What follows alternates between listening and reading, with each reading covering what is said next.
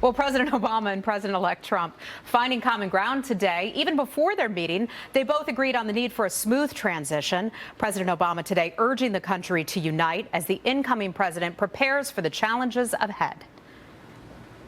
Most of all, I want to emphasize to you, Ms. President-elect, that we now are going to want to do everything we can to help you succeed, because if you succeed, then the country succeeds.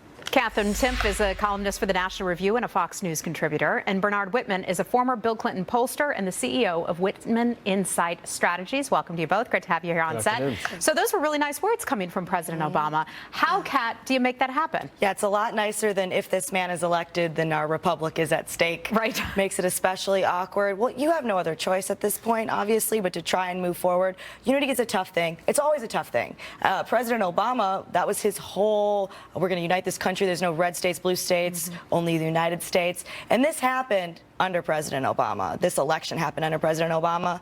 It's a tough thing to do. So, Bernard, what do Republicans and Democrats need to do to at least have a smooth transition and heal some of the wounds? Well, I think the onus clearly is on Donald Trump. He is the president-elect, and he ran an extremely negative and divisive campaign. I think my advice to him, do the exact opposite. So, hold on. So did Hillary Clinton calling Trump supporters deplorables. Hillary Clinton is not the president. Donald Trump is. It is now on him, and I would give him the advice to do the opposite of what he did to get into the White House. Number one, I would urge him to inspire hope, not fear.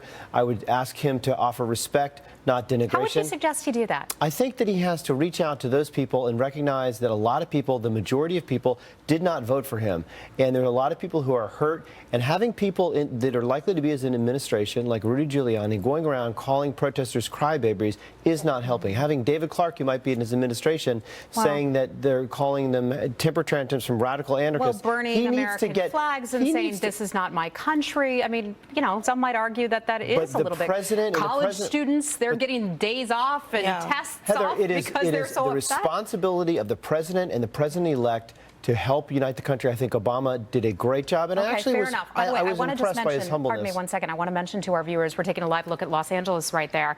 Yesterday and throughout the night, we had a lot of protesters, some even closing down the 101 highway. If anybody knows the LA area, that is a significant freeway going through Los Angeles. We're taking a live look at that right there. We'll bring you more on that as we get it. But Kat, let me ask you about that, because the popular vote, this is the second time in 16 years that the person coming into the White House has lost the popular vote. So many would argue that there are some fences to be mended between Donald Trump and those who didn't vote for him. How do you think he should go about it? Of course. I think it's going to require a lot more time, first of all, and action. And you talk about the people that are protesting, the people who are demanding, you know, off work, not taking tests.